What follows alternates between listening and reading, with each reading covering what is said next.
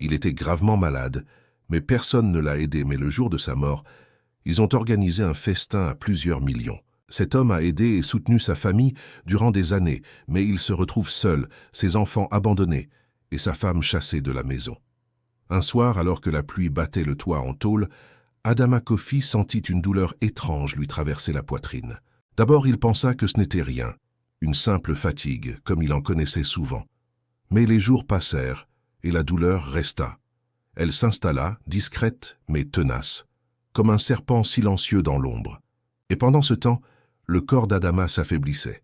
L'homme fort, celui qui aidait tout le monde, ne pouvait plus se lever comme avant.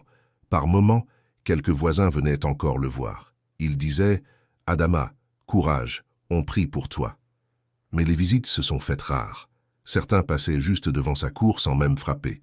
D'autres changèrent de trottoir, prétextant la hâte. Et les mêmes qui autrefois prenaient son argent évitèrent maintenant son regard. Même ses frères, ceux qui l'avaient nourri, trouvaient toujours de bonnes excuses. « Je vais venir demain, grand frère. J'ai juste un petit souci aujourd'hui. » Mais ce demain, comme toujours, ne venait jamais.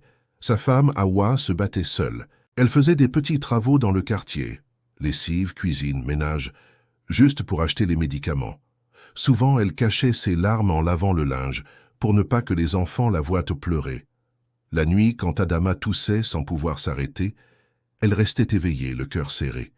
Un jour, elle appela un de ses beaux-frères. « Grand frère, ton frère est très malade. On a besoin d'aide pour l'hôpital. » Et il répondit simplement « Hawa, tu exagères toujours, il va se remettre. Dieu est grand. » Puis il raccrocha. « Dans chaque famille, il y a un Adama. Prions que ta famille ne soit pas comme celle d'Adama. Dis Amen, et tu seras béni. »